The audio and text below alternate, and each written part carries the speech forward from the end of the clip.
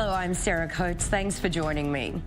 In the aftermath of the second Israeli election of the year, coalition talks are still at a standstill.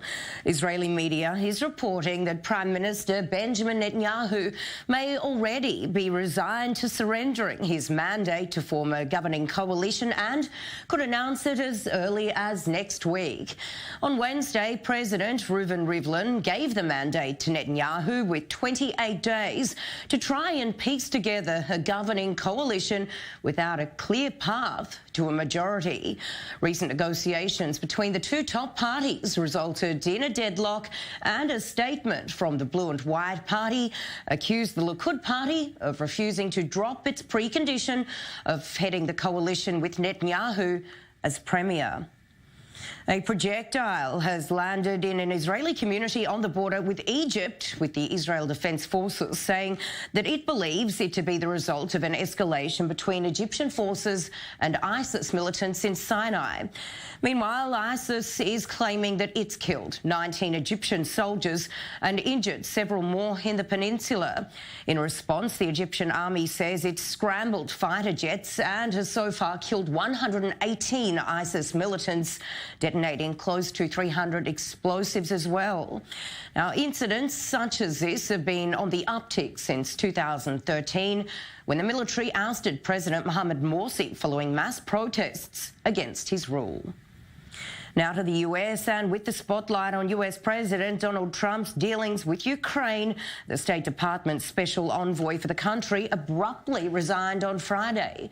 Now, this as subpoenas have been issued for the impeachment inquiry into Trump, with the US House of Representatives calling on Secretary of State Mike Pompeo to submit Ukraine-related documents, warning that non-compliance would be considered obstruction in the case.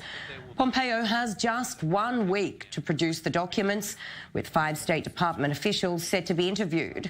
Trump tweeting just a short while ago on the matter, quote, "presidential harassment." Now, separately, the National Anti-Corruption Bureau of Ukraine has announced that the Bidens were never part of its investigations into Ukraine's largest private gas company, despite the recent request from President Trump. Yemen's Iranian-aligned Houthi rebels are saying the group have carried out an attack in Saudi south, capturing several army officers, with the Houthi spokesperson releasing a statement saying they've captured thousands of enemy troops and hundreds of vehicles. So far, there's been no comment on the matter from Saudi. Now, the kingdom is part of a coalition fighting in Yemen and has been battling the Houthis for over 4 years. The launch of this wide military operation is considered the largest luring campaign against the enemy's forces since the beginning of the aggression against our country. It has been ongoing for a few months, and the enemy has incurred huge losses in life and machinery.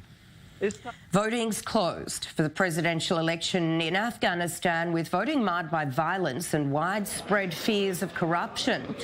Heavy security has been deployed across the country, with several bomb blasts happening throughout it.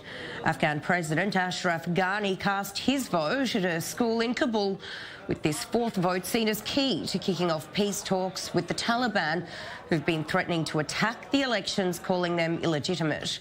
Since campaigning began in August, at least 55 people have been killed during election-related events.